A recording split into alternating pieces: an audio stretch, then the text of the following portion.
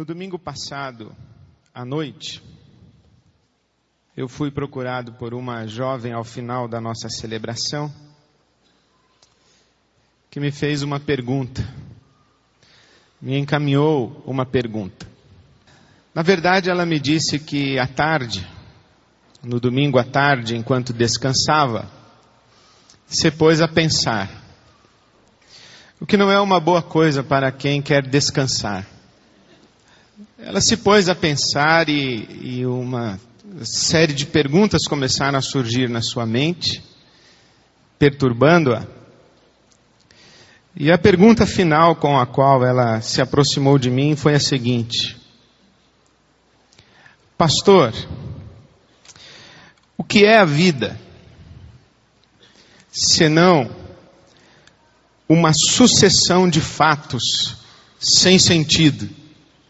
O que é a vida, senão uma sucessão de fatos sem sentido?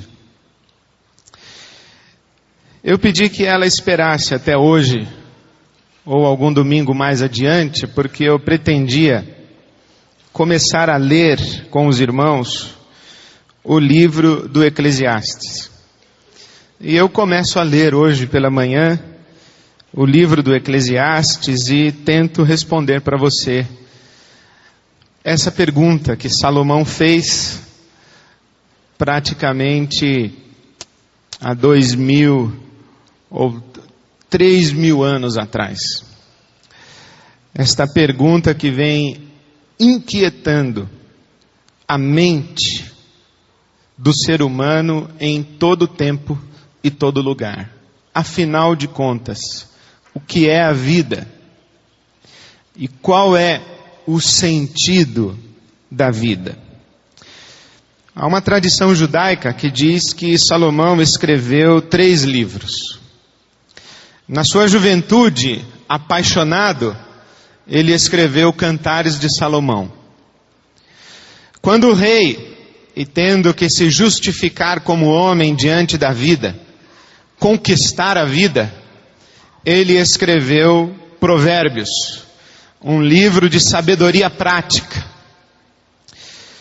E na sua velhice escreveu Eclesiastes.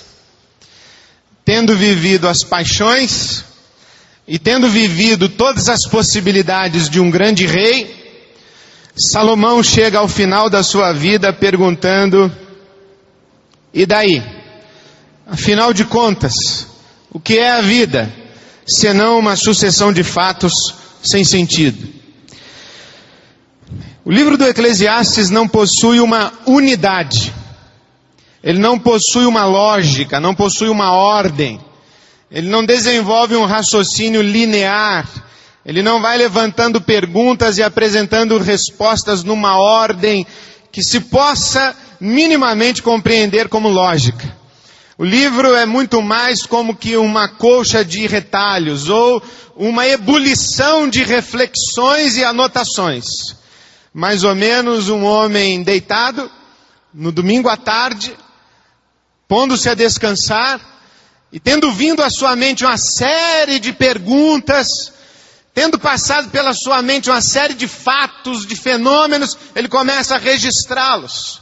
Eclesiastes é quase que um livro onde um homem está pensando alto.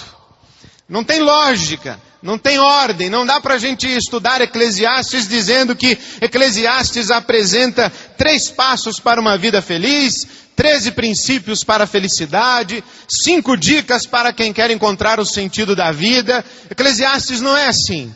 Eclesiastes é uma grande reflexão, é uma grande ebulição a respeito do sentido da vida. Mas o livro do Eclesiastes tem um objeto de avaliação. O Eclesiastes olha para a vida como a vida é. O Eclesiastes olha para os fatos observáveis da vida humana. Ele diz no seu texto, em 1,14, tenho visto tudo o que é feito debaixo do sol. 2,11, contudo, quando avaliei tudo o que as minhas mãos fizeram, tudo o que eu me esforcei para realizar, percebi que tudo foi inútil, foi correr atrás do vento, e não há nenhum proveito no que se faz debaixo do sol. Versículos 16 e 17 do capítulo 2. Como pode o sábio morrer do mesmo jeito que morre um tolo? Por isso desprezei a vida, pois o trabalho que se faz debaixo do sol pareceu-me muito pesado. Tudo era inútil, era correr atrás do vento. Salomão está olhando para a vida quase que sem metafísica, olhando para os fatos, os fenômenos, a vida nua e crua. Salomão está olhando para aquilo que é possível de ser visto e que acontece debaixo do sol. Aquilo que é iluminado pelo meio-dia. Aquilo que é visível, que está aparente, que está na cara de todo mundo. Ele olha para o que acontece debaixo do sol. Por assim dizer, é um livro onde o autor não está avaliando o mundo dos espíritos. Não está avaliando a eternidade. Não está avaliando o mundo de Deus. Não está avaliando aquilo que é invisível aos olhos. Ele está, sim, buscando âncoras no mundo invisível. Buscando âncoras no mundo de Deus. Buscando um sentido que transcende ao tempo e à história e alcança significado na eternidade. Mas o que ele olha e observa é aquilo que está debaixo do sol. É aqui e agora. É a vida como ela é. E a que conclusão chega Salomão? A que conclusão chega o Eclesiastes? Ele chega à conclusão de que tudo é vaidade. Que nada faz sentido. Que as coisas observáveis na vida são tão absurdas quanto correr atrás do vento. A palavra vaidade está traduzida na sua Bíblia como vaidade. Se você tem a Nova Versão Internacional, como inutilidade. Outras traduções trazem futilidade, ausência de sentido. Haroldo de Campos traduziu como névoa de nada. Névoa de nada. Vaidade. É uma palavra que o significado literal é oco, vazio, que não tem nada dentro. Não adianta procurar por que aquilo existe. Que conteúdo aquilo retém, porque não tem nada dentro. É vaidade de vaidades. E vaidade de vaidades é uma expressão superlativa, porque na língua hebraica não tem o superlativo, chiquérrimo. Não existe isso. Então tem vaidade de vaidades, tem rei dos reis, cântico dos cânticos. Então seria vaidadíssimas vaidadíssima, alguma coisa assim. É o superlativo do nada. É o que o Salomão está dizendo que é essa vida debaixo do sol. Essa é a conclusão a que ele chega. A palavra aparece, segundo consta aí os estudiosos, 35 vezes vaidade, inutilidade, futilidade no livro do Eclesiastes. E tem 3 sentidos ou 3 aplicações básicas. Primeiro, pode se referir àquilo que é passageiro e efêmero, transitório. Aquilo que existe num lampejo, numa fração de tempo, como uma bolha de sabão, perfeita e no mesmo instante em que é perfeita, estoura, não existe mais. Pode se referir àquilo que é passageiro, fugaz, efêmero. Em segundo lugar, pode se referir àquilo que é fútil, sem sentido, sem significado. E isso se aplica aos fenômenos do nosso universo e como esses fenômenos afetam a vida humana. Qual o sentido na morte prematura de uma criança no ventre? Qual o sentido de uma catástrofe, um terremoto que engole e suga uma cidade inteira? Qual o sentido de uma cidade coberta por um vulcão em erupção? O Salomão diz, nenhum. Vaidade de vaidades. Não faz o menor sentido. Terceiro, vaidade pode significar incompreensível ou enigmático. Não é que não há sentido, é que não é possível identificar o sentido. E é nesse sentido que não tem sentido. Tem sentido, mas eu não consigo saber o sentido. Tem uma razão por trás, mas eu não consigo saber a razão por trás. Tem um porquê, mas eu não consigo saber o porquê. Então para mim é como se não tivesse porquê nenhum, sentido nenhum, razão nenhuma. Então é vaidade. É névoa de nada, bolha de sabão. Além dessa palavra vaidade, dessa expressão vaidade de vaidades, o Salomão usa uma palavra que eu gosto bastante, absurdo. Isso é um absurdo. Ele está dizendo no capítulo 2, que ele viu que um homem vai trabalhar com sabedoria, e vai juntar a sua herança para alguém que não trabalhou. Isso é um absurdo. Capítulo 4, versículo 4, ele diz que as pessoas trabalham, mas não porque têm amor ao trabalho, não porque se realizam ao trabalhar, não porque querem ser úteis trabalhando, mas porque querem ganhar mais do que o vizinho. Isso é um absurdo. Capítulo 4, versículo 8, ele diz que tinha um homem solitário, que trabalhou, nunca desfrutou daquilo que trabalhou, chegou no final da vida, morreu sem ter desfrutado do que conseguiu. Em nenhum momento da sua vida ele parou para perguntar, por que eu estou trabalhando tanto? E aí o Salomão disse, isso é um absurdo. Ele usa também a expressão correr atrás do vento. Imagina um sujeito correndo atrás do vento. Imaginar um sujeito correndo atrás do vento é interessante. Mas imagine um sujeito como eu estou agora tentando explicar Eclesiastes para você, e o Salomão sentado ali no canto, e alguém perguntar para ele, o que esse cara está fazendo aí? Ele está correndo atrás do vento. Você imagina um sujeito que está agora no hospital, fazendo parto, trazendo à luz uma criança, e o Salomão olhando do lado assim, falou, o que esse cara está fazendo aí? Ele está correndo atrás do vento. O Salomão olhou para todo o trabalho que é feito debaixo do sol e disse, é correr atrás do vento, vale nada. Me esforcei para compreender, ter sabedoria, cheguei à conclusão que era correr atrás do vento. 1:17, 2:11, 2:17, enfim, correr atrás do vento. É um livro que você tem que ter estômago para ler. E vai ter que ter muito estômago para me ouvir falar 15 sermões a respeito de Eclesiastes. Harold Kushner, no livro dele, Quando Tudo Não É o Bastante, ele diz que Eclesiastes foi escrito por um homem assustado. Assustado. Por que assustado? Porque o autor do Eclesiastes é um homem desesperado pelo medo de morrer antes de aprender a viver.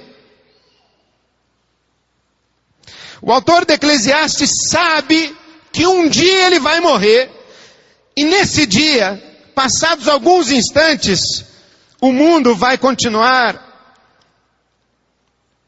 como se ele jamais tivesse existido ou se ele jamais tivesse vivido. O sujeito morreu, a viúva chorou. Mas passado um tempo, a viúva recolheu todas as fotos do finado, colocou na gaveta, resolveu fazer um novo penteado e comprar um vestido novo, porque aquele amigo de trabalho está olhando para ela.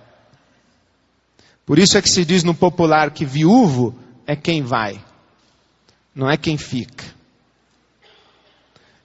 E o autor do Eclesiastes está desesperado, porque ele sabe que depois de morrer, o mundo vai continuar girando, como se ele nunca tivesse existido. O autor de Eclesiastes está desesperado, ele está assustado, porque ele não consegue superar o medo de morrer e desaparecer sem deixar um rastro, sem deixar um registro da sua existência. Trata-se de um homem de meia idade, que se aproxima da morte com medo de não ter vivido de verdade. Imagine quando você está no leito de morte, e alguém diz assim, olha, você tem os seus dias contados, o que você tinha para viver, você viveu, agora é esperar morrer. O que você poderia fazer e construir já está feito. O que você poderia dar, você já deu. O amor que você poderia ter por alguém, você já amou. Acabou. Agora é esperar morrer.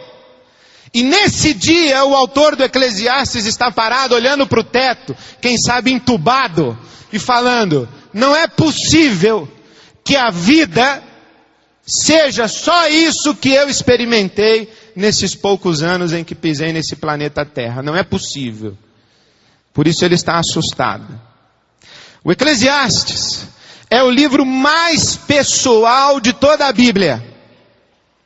E disso eu gosto bastante. Porque no Eclesiastes ele fala de suas angústias, de suas frustrações, de seus medos, de suas dúvidas, de suas discordâncias para com Deus. Ele abre o coração, com licença da expressão, ele vomita na Bíblia. Ele tira as suas tripas para fora. Despeja tudo. Coloca diante de nós o seu coração inquieto e cheio de perguntas. E ninguém mais na Bíblia fala como esse sujeito fala. Ele duvida do bem, ele duvida de Deus, ele duvida da virtude.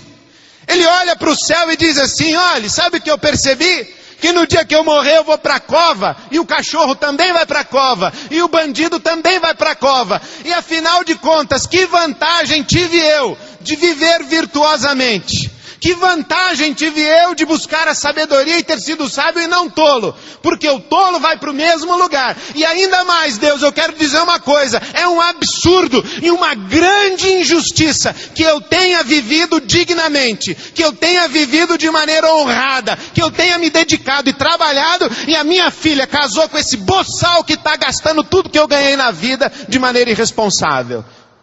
Ele não merece desfrutar do fruto do meu trabalho. O Senhor está sendo injusto para comigo. Não é qualquer um que fala com Deus assim, é? Mas qualquer um de nós pensa essas besteiras. Por isso o Eclesiastes, ele é um livro muito pessoal. O Eclesiastes é um livro onde ele se expõe como pessoa. E por que é relevante o Eclesiastes para nós? Sabe por que é relevante o Eclesiastes para nós? É porque ele tem coragem de questionar uma das nossas vacas sagradas. O Eclesiastes, ele olha para a vida, enxerga Deus na vida, e mesmo enxergando Deus na vida, ele diz: vaidade de vaidades. Que é impressionante que nos primeiros versículos, vaidade de vaidades, diz o pregador, vaidade de vaidades. Tudo é vaidade. Vaidade de vaidades. Vaidade de vaidades. Diz o pregador, tudo é vaidade. Há um comentário rabínico que diz que a palavra vaidade aparece aí 7 vezes.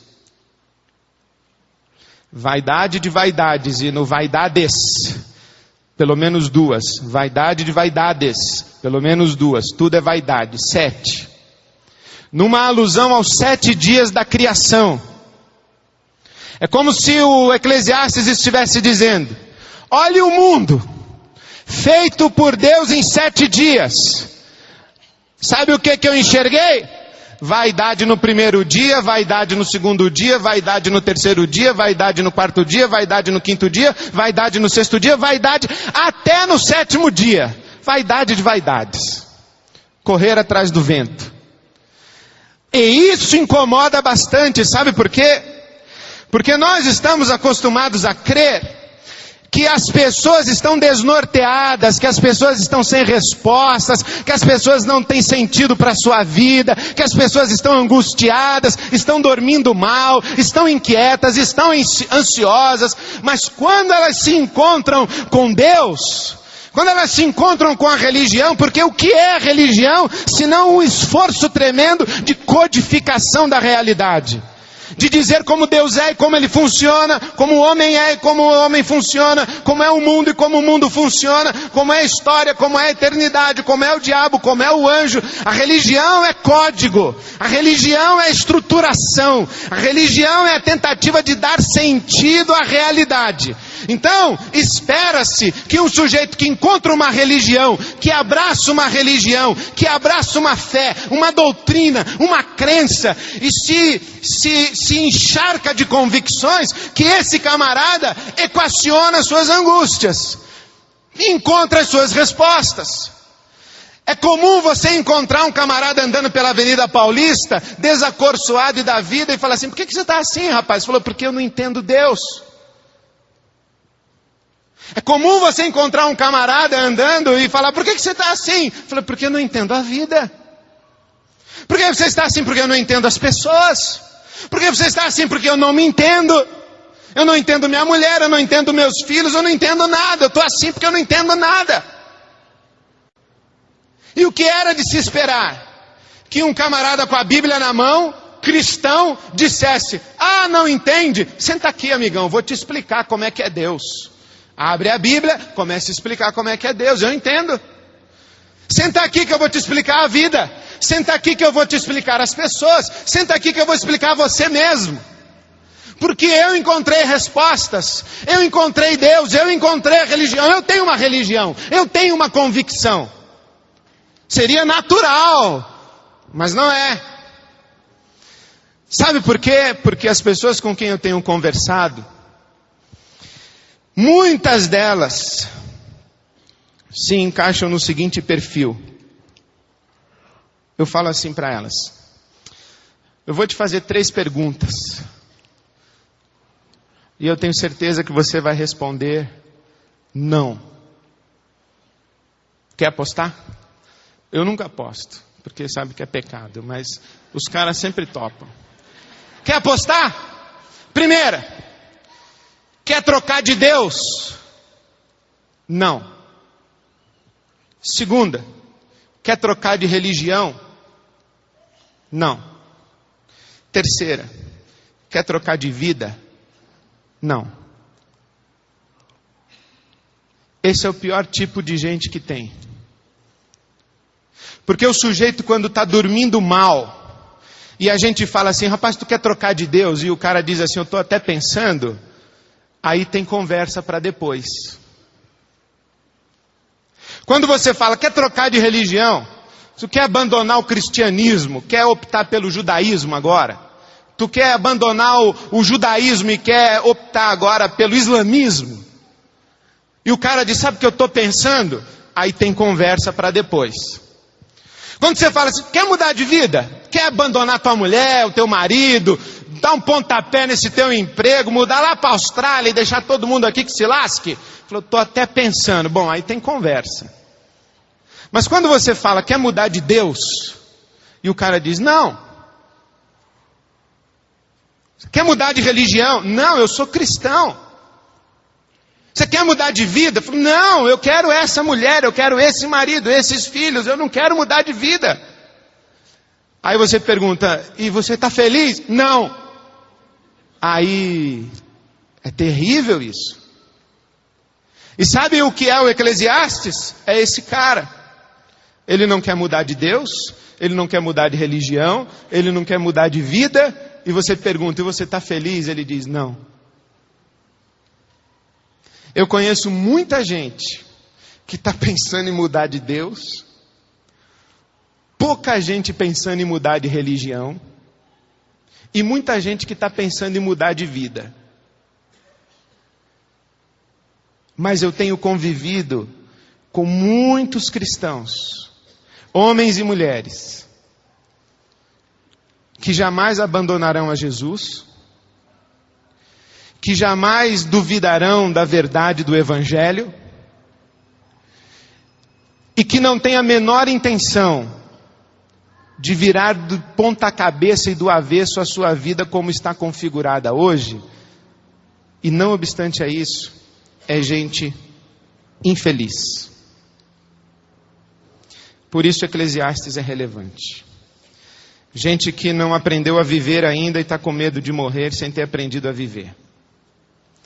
Gente que sabe que tem o marido certo, mas não é feliz com esse marido. Tem a esposa certa e não é feliz com essa esposa. Já descobriu os seus talentos, mas não é feliz com os seus talentos e não consegue usar os seus talentos. Gente que já encontrou-se com Jesus e foi encontrada com Ele, mas não está feliz no relacionamento com Jesus. Gente que tem a Bíblia Sagrada como livro-texto indubitável e inegociável, mas que não está satisfeito com as respostas que encontra na Bíblia Sagrada. Para esse tipo de gente foi escrito o Eclesiastes. E sabe o que é surpreendente no Eclesiastes? É a proposta que ele nos faz. A proposta de Salomão é a seguinte: senta aqui, vamos pensar. E não preciso dizer muito que por isso o livro do Eclesiastes me fascina. É um sábio. Salomão, ele se apresenta como rei em Israel, filho de Davi. O livro chama-se Eclesiastes ou Kohelet. O Kohelet no hebraico vem do Gaal, que é assembleia. E o Eclesiastes no grego vem de eclesia, que também é assembleia. O que é esse livro? Por isso que na sua Bíblia está Eclesiastes ou pregador. O Eclesiastes é o camarada que reúne uma turma e diz assim: eu vou falar para vocês agora. Senta aqui comigo que eu vou fazer perguntas para vocês. Sentem aqui comigo que eu vou apresentar algumas respostas para vocês. Senta aqui, vamos pensar juntos. Vamos pensar. E eu quero mais, disse o Eclesiastes. Vamos olhar para a vida. Olhe para a vida e pegue aí uma cena congelada. Um caminhão passando em cima de uma criancinha. Tira essa foto, escreva embaixo: absurdo. Pegue aí a vida. Congele uma foto de crianças morrendo de fome na África. Escreva embaixo: não faz o menor sentido. Pegue uma foto de um cafajeste desse da nossa política nacional, desfrutando a vida numa ilha paradisíaca. Aí escreva embaixo: isso é uma grande injustiça. Vamos fazer isso juntos? O Salomão diz assim: vamos? E vamos pensar? Aí ele escreve para nós, 1:12. Eu, mestre, fui rei de Israel em Jerusalém.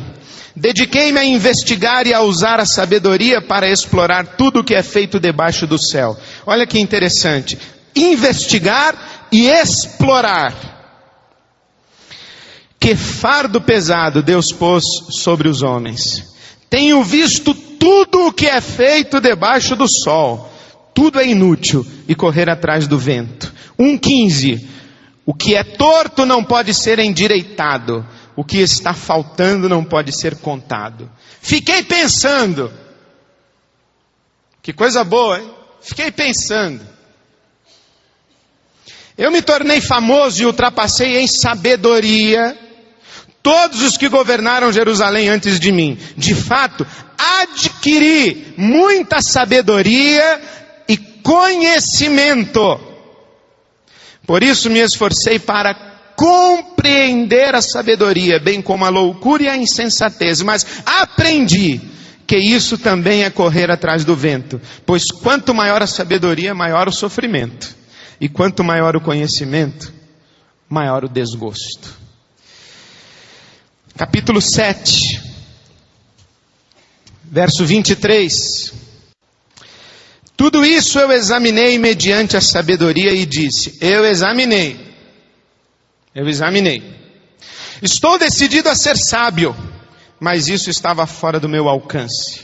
A realidade está bem distante e é muito profunda. Quem pode descobri-la?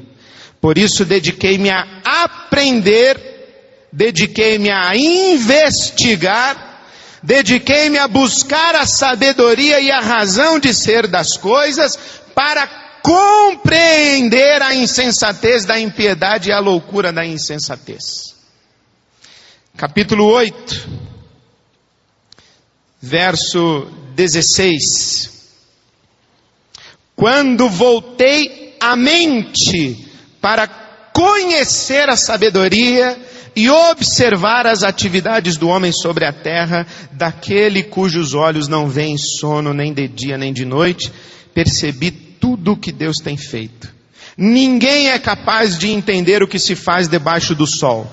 Por mais que se esforce para descobrir o sentido das coisas, o homem não o encontrará. O sábio pode até afirmar que entende, mas na realidade não o consegue encontrar. Veja quantas palavras o Salomão usa: investigar, sabedoria, explorar, pensar, conhecimento, compreender, aprender, examinar, razão de ser das coisas, insensatez, loucura, mente. Ora, que interessante, sabe o que é o autor de Eclesiastes? Um sujeito que está pensando. E que coisa extraordinária no nosso mundo, onde as pessoas enterraram a cabeça. Pensar. Coisa maravilhosa seria um mundo se todo mundo pensasse. Pensasse antes de falar, pensasse antes de casar, pensasse antes de ter filho, pensasse antes de xingar, pensasse antes de comprar, pensasse antes de vender, pensar. Pensasse antes de ir na igreja, pensasse antes de dar oferta, pensar. Antes de subir escada de joelho, antes de amarrar fita no pescoço, pensar. Pensar. Quando se ajoelhasse para orar, pensasse. Deixa eu pensar. Aí pensa, aí ora. Aí termina de orar, aí pensa. Aí lê um versículo, pensa. Termina de ler o versículo, pensa de novo. Pensar. Eu gosto da expressão do John Stott quando ele diz que crer é também pensar. Crer é pensar, examinar, investigar, prescrutar, questionar, perguntar e duvidar. Que maravilha seria o mundo! Que maravilha seria a igreja! Quão maravilhosos os nossos auditórios se as pessoas tivessem coragem de pensar. Se elas tivessem coragem de aceitar o convite de Deus. Vinde, pois, e arrazoemos.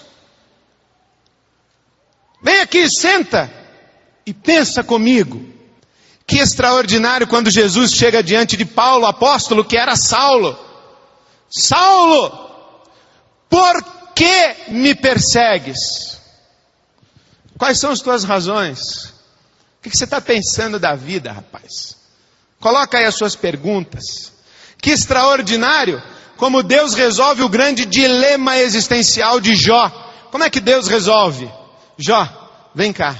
Outro dia eu li Jó 38 e 39 numa toada só. A irmã Roseliana quase infartou ali para tentar explicar. Eu não vou ler agora de novo. Mas o Jó 38 e 39 é maravilhoso. Um homem em angústia. E Deus o chama e diz: senta aí, vamos pensar. Vamos pensar. Comece a responder as perguntas que eu vou lhe fazer. E eu gosto sempre de citar o Ravi Zacarias, que fala que Jó naquele dia ganhou o campeonato de não sei. Foi campeão de não sei, medalha de ouro. 39 perguntas. Não, 68 perguntas. Não sei, não sei, não sei, não sei. Pensar. Esse camarada está pensando. Ele não tem medo de pensar. Ele não fica angustiado quando deita na cama, olha para o alto e começa a pensar, pensar, pensar, pensar. E nós cristãos não precisamos ter medo de pensar. Há poucos dias atrás eu recebi algumas cópias, inclusive anônimas, recebi correspondência anônima com aquela revista super interessante, questionando a Bíblia Sagrada. Bobagem, eu não consegui passar do 3º parágrafo. Não sei como é que o negócio daquele é publicado numa revista como a super interessante, questionando a autenticidade da Bíblia, das personalidades bíblicas, numa matéria rala, estúpida. Eu acho engraçado isso. Aí nós ficamos assustados. Vamos pensar. Quais são suas perguntas? Traga, vamos pensar. Nós cristãos não precisamos ter medo de pensar, de perguntar, de questionar e de duvidar. Porque aprendemos que o oposto da fé não é a dúvida, é o medo. Na dúvida, pergunte. Você tem pergunta na sua cabeça? Traga para a Bíblia vai responder. pense. Portanto, eu quero ter a ousadia de convidar você para pensar comigo. Fazer o que Salomão fez, olhar a vida do jeito que ela é e falar, vamos pensar. E quero ter a maior de todas as ousadias possíveis, eu acho, para quem leu Eclesiastes. É chamar o Salomão e falar, vem cá, senta aqui que agora eu faço perguntas e você responde. Senta aqui, porque eu vou olhar para a vida que você olhou com a minha mente cristã, com o Novo Testamento na mão que você não tinha quando pensou. E agora eu vou fazer perguntas para você e você vai me responder. Senta aqui, Salomão, rei Israel, grande sábio, senta aqui. Vamos pensar juntos com o Novo Testamento na mão. Vamos pensar. Agora vamos usar o veneno que o próprio Salomão nos deu contra o veneno do pensamento. Quando a gente começa a pensar muito, a gente corre o risco de se perder no labirinto da mente. O que é que o Salomão nos dá como receita, se a gente não quiser se perder no labirinto da mente? Ele fala 3 coisas. 3 placas de segurança, eu quero terminar aí. 3 placas de segurança. Quando você entrar pela sua cabeça e pelo seu coração e começar a se defrontar com perguntas e perguntas e perguntas, quando a super interessante vier na sua cara, quando a última reportagem do Fantástico, aquele seu amigo agnóstico na faculdade, seu marido que está desconfiando de Deus, começar a falar um monte lá na sua cozinha, lá no almoço de família, e você começar a pensar e falar, ai meu Deus do céu, como é que eu dou resposta para isso? Ai meu Deus do céu, como é que eu respondo? 3 placas de segurança para você. A primeira, o que o Salomão diz, pensar dói. Ah, dói. Dói muito pensar. Por isso é que a turma não gosta de pensar. Pensar dói. 1,18. Quanto maior a sabedoria, maior o sofrimento. Quanto maior o conhecimento, maior o desgosto. Pensar dói. Versículo 13 ele fala, eu apliquei o meu coração, e nesta linguagem do Eclesiastes, o coração não é a sede da afetividade, como para nós. O coração é a sede do entendimento. Então é como se ele estivesse dizendo, eu coloquei a minha mente para funcionar. E quando eu coloquei a mente para funcionar, eu vi que isso era um fardo pesado que Deus colocou sobre o ombro do homem. 1,13. Que fardo pesado é esse? Pensar. Dói mesmo. Mais fácil é viver de chavão. Mais fácil é viver de verdades antigas que ensinaram para você quando você era pequenininho, e aí você nunca pensou. Porque você ficou até com medo de pensar e descobrir que não era daquele jeito e perder o chãozinho. Porque pensar dói.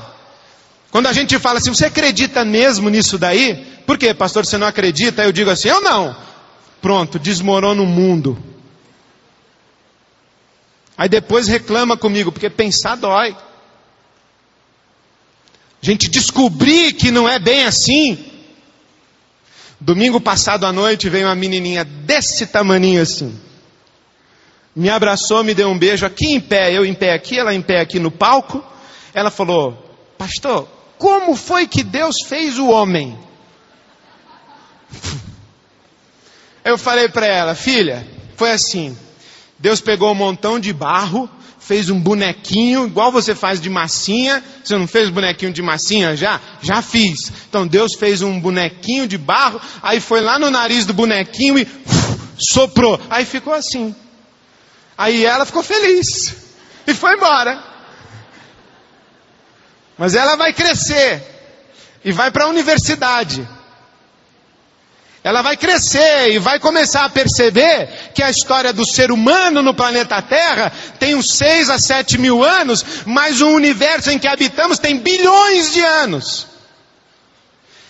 Ela aprendeu na escola dominical que o Adão e a Eva eram assim, que nem nós. Com esse tamanho de pelo e quantidade de pelo, com essa cara, que ele cortava cabelo também, fazia barba, o Adão. Que ele era civilizadíssimo, civilizadérrimo. Aí conversou com a Eva e com a serpente, e aí um ficou olhando para a maçã, o outro também. Aí se depara com os questionamentos da ciência, se depara com informações, se depara com descobertas arqueológicas. E aí ela vai lembrar, meu pastor me engambelou. Eu espero que quando ela chegar lá, ela encontre alguém com quem ela possa pensar. E descobrir que esse mundinho cor-de-rosa que deram para ela, de cor-de-rosa não tem nada. Que a realidade é outra. Que o mundo é outro. Que as pessoas são diferentes. Aí vai começar a cair um monte de chavão. Decepção. Eu não acredito. A Bíblia falou que se eu orasse sempre ia dar tudo certo. E eu orei, pastor, e deu tudo errado. Eu falei, leu Eclesiastes? Não, então dançou. É assim. Ensinaram pra gente que o mundo é cartesiano. Se então, numa lógica perfeita, patrocinada, supervisionada, cuidada, promovida pelo Deus soberano que cuida dos seus filhos. Aí dá tudo errado lá na frente. O que aconteceu? Ou eu não sou filho de Deus, ou Deus não é tão soberano assim, ou o mundo não é assim. Descobriu. Então agora vamos sentar, e agora o seu mundo começou a cair. Então vamos colocar diante de Deus e descobrir a verdade. Esse aí é o Salmo 30. Dizia eu, na minha tranquilidade, jamais serei abalado. Mundinho cor-de-rosa, família bonitinha, todo mundo indo para a igrejinha, cantando na escola dominical, lá a criancinha no dia dos pais, e filma e grava e tal. Aí ele dizia assim, eu sou fiel a Deus, na minha casa vai dar tudo certo, meus filhos vão crescer tudo certinho, eu vou ter um bom emprego, eu vou me formar, e o Senhor há de prover o primeiro emprego para mim. Aí você vai crescendo, acreditando que é isso aí mesmo. Aí o mundo despenca. O filhinho começa a fumar maconha. A filhinha parece grávida. Fica desempregado. A esposa tem nódulo no seio. Deus, o que está acontecendo? Leu o Salmo 30? Dizia eu, na minha estabilidade, jamais serei abalado. Aí o mundo despencou. E eu passei a noite chorando. E a alegria veio pela manhã. Mas agora o mundo não é mais cor-de-rosa. E o meu sorriso não é mais um sorriso de ilusão. É um sorriso de maturidade. A minha paz não é a paz da ilusão. É a paz que excede todo entendimento. Que sobrevive a todas as circunstâncias. De alguém que conhece a Deus de fato e profundamente. Só que para chegar lá, dói um bocado. É melhor a gente continuar acreditando nas ilusões.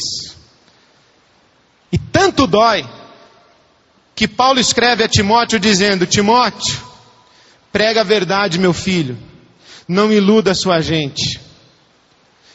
Mas saiba que os auditórios onde a mentira é pregada sempre estarão mais lotados. Porque os homens amontoarão para si mestres segundo a sua conveniência, que falarão aquilo que eles querem ouvir. E manterão a ilusão e a mentira e a falsidade. Manterão na alienação uma massa manipulável. Mas você não seja assim não, meu filho.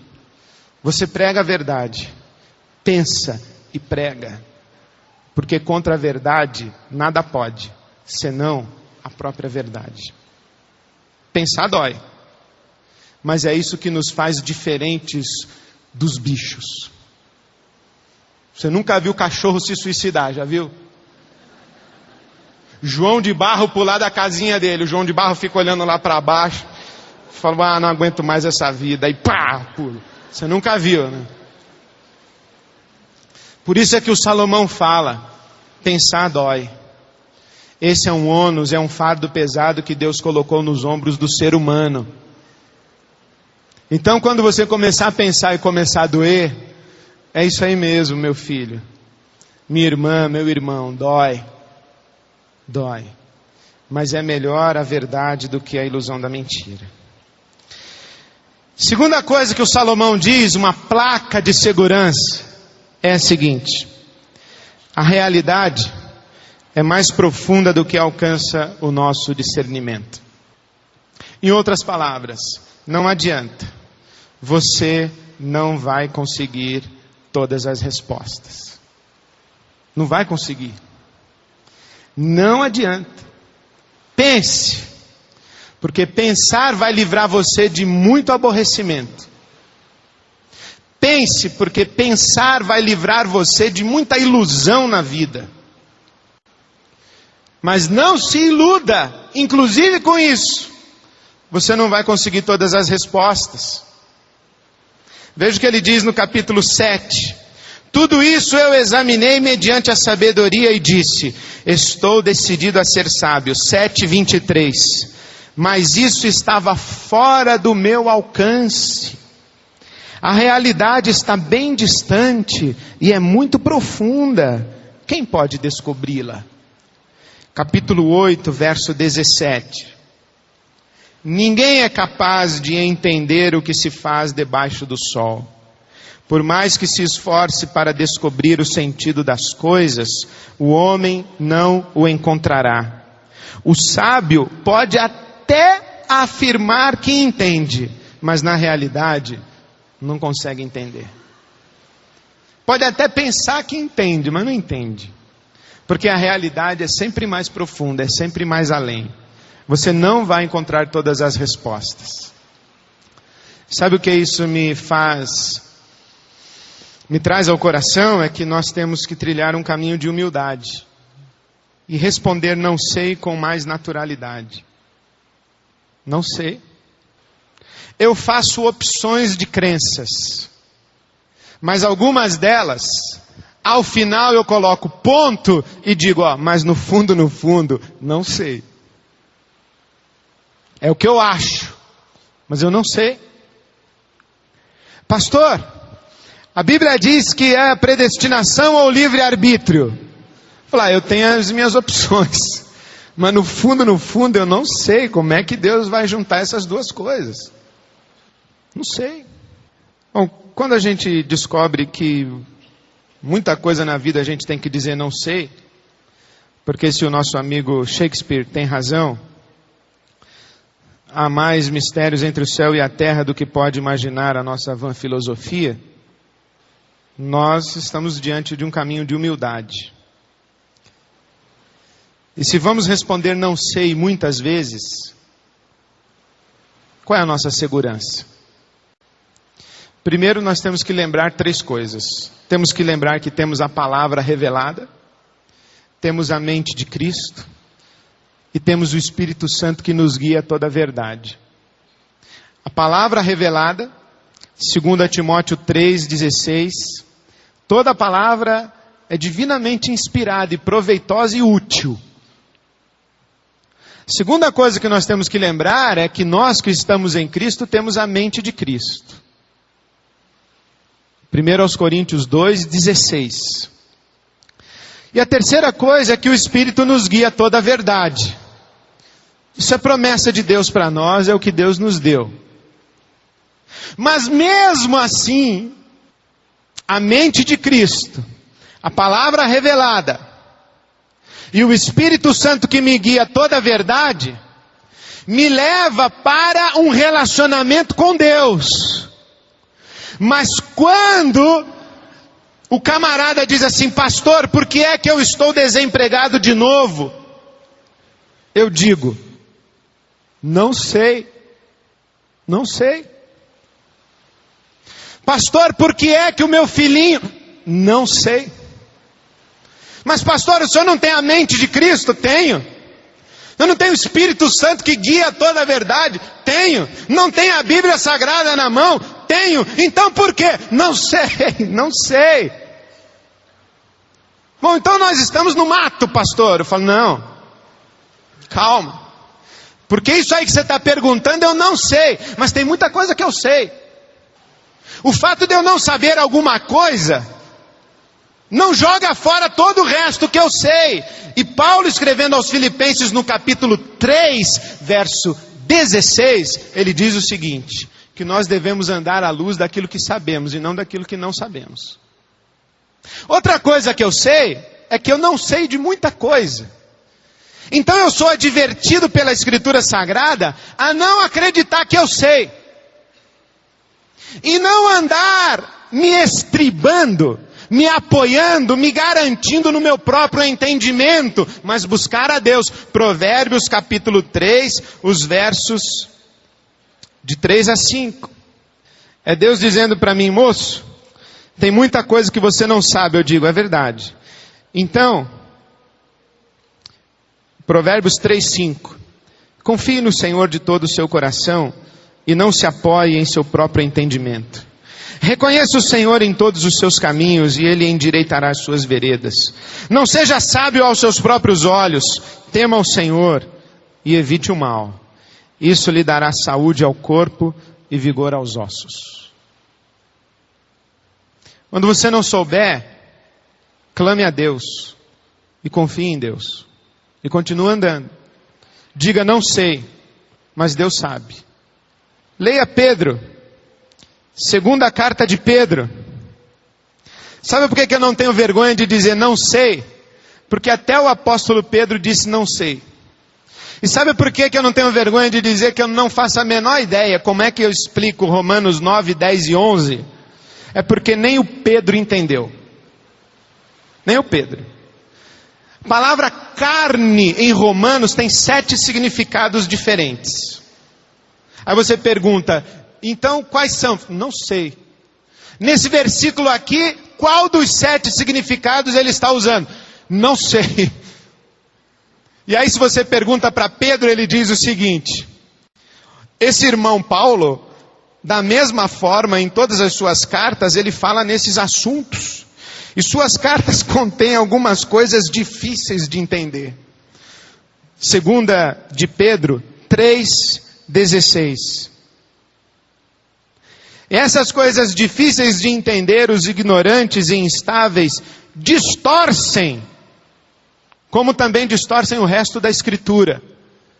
Então é melhor chegar uma hora e falar assim: não sei, do que achar que sabe, do que se meter a dar resposta e afirmar a verdade categórica. Diga: não sei. O Pedro também disse. Agora, por último, eu diria o seguinte: é o que o Pedro está dizendo aí, 2 de Pedro 3,14. Presta atenção, meu irmão.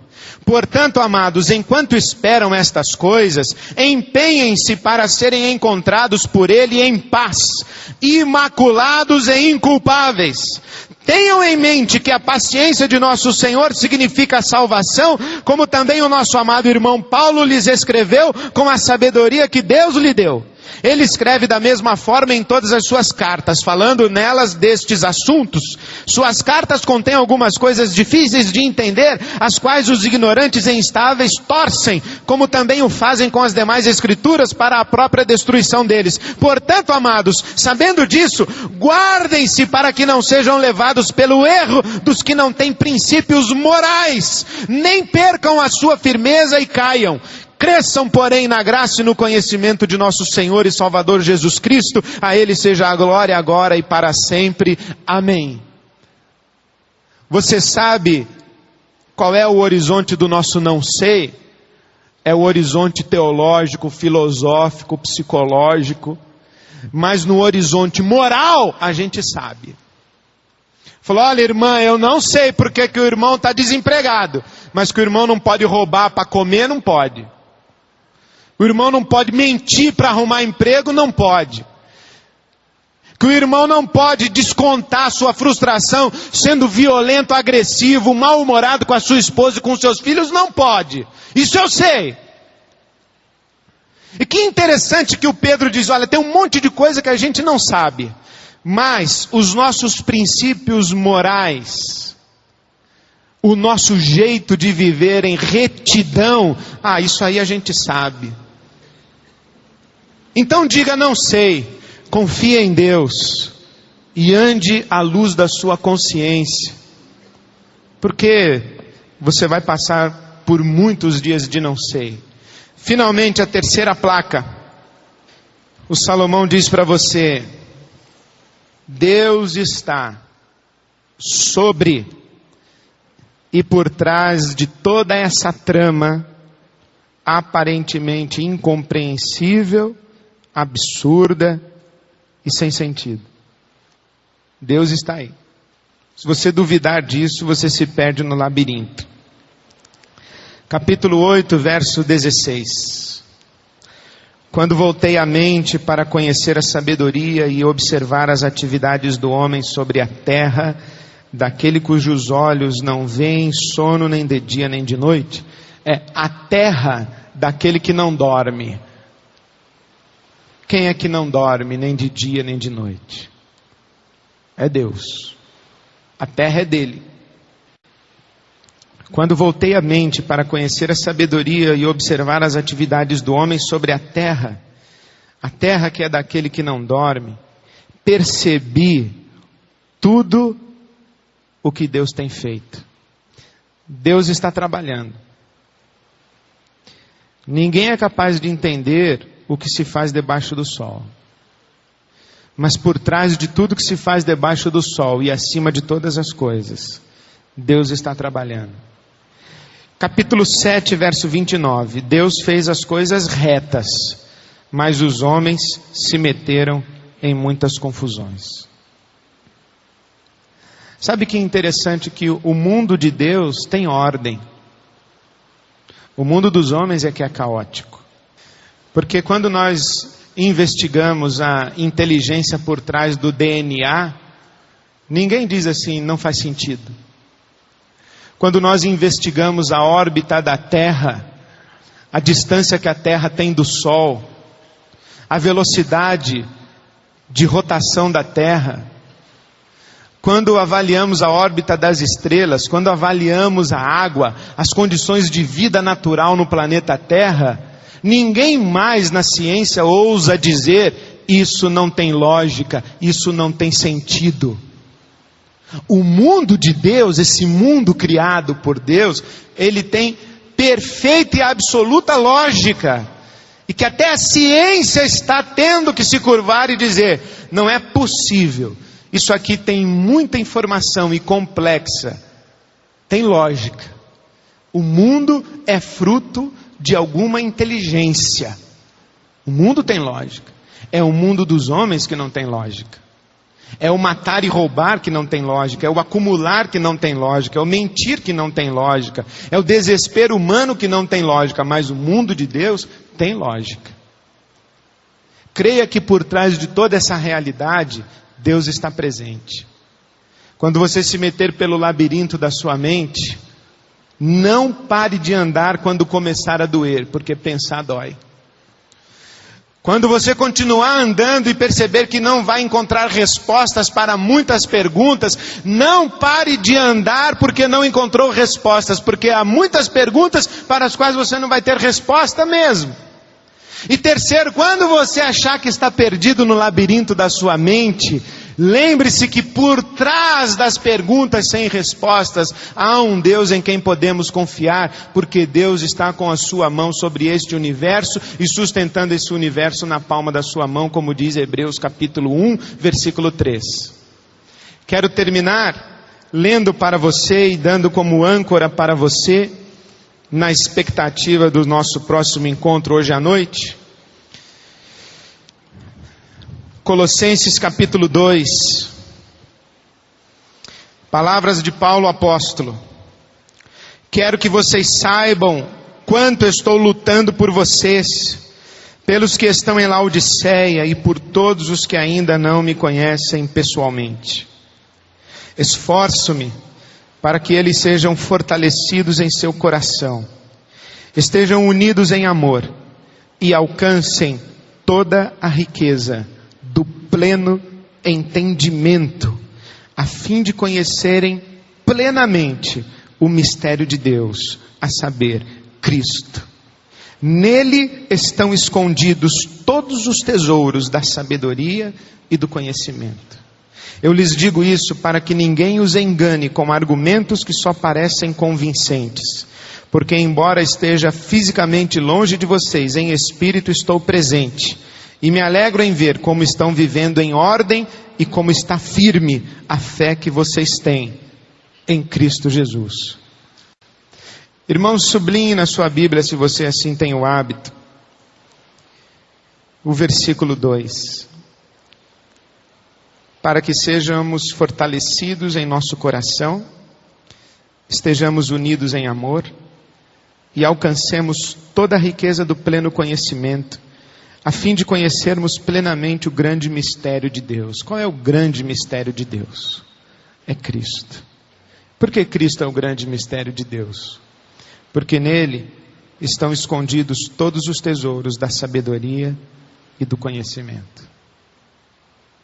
Portanto, eu aceitei o convite do Salomão. Eu topei a parada de pensar. E de ler Eclesiastes e pensar as coisas que ele pensa. Eu topei. E chamei ele para uma conversa também. Venha, Salomão. Venha, porque agora nós temos um terceiro à mesa. E esse terceiro que está à mesa conosco encerra em si mesmo toda a sabedoria e todo o conhecimento. É Cristo. Venha, Salomão, porque os meus olhos já foram abertos e eu vi Cristo. O grande mistério já foi revelado. Cristo. E quando Cristo foi revelado, todas as outras coisas começaram a ser reveladas com Ele. O C.S. Lewis diz o seguinte: creio em Deus, assim como creio no sol. Não somente porque o vejo, mas porque vendo-o, vejo também com Ele todas as outras coisas.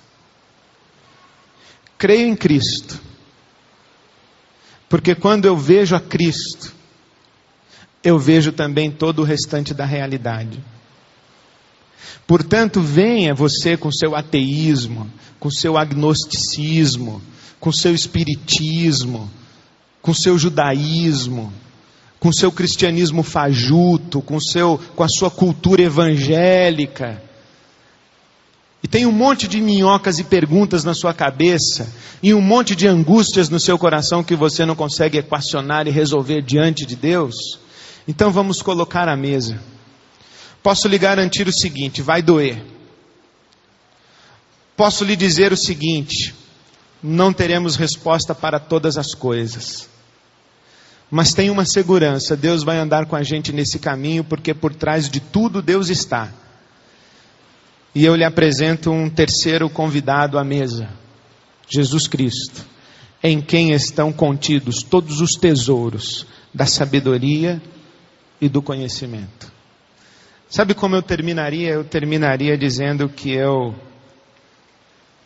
entre aspas, eu me orgulho de ser cristão, de ter a Bíblia na mão e de poder sentar à luz de Cristo e conversar com qualquer pessoa nesse planeta, afirmando que o Evangelho de Jesus Cristo faz todo o sentido.